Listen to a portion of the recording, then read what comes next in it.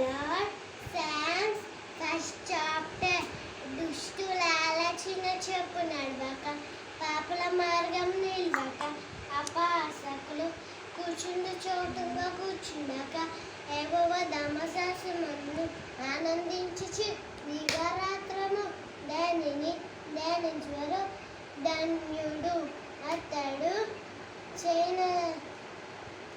నీటి కాల్వల ఎవరను నాటబడిన ఆకు వాడక, తన కాలమందు ఫలమిచ్చు చెట్టు వలె నుండును. అతడు చేయనదంతయు సఫలమగును.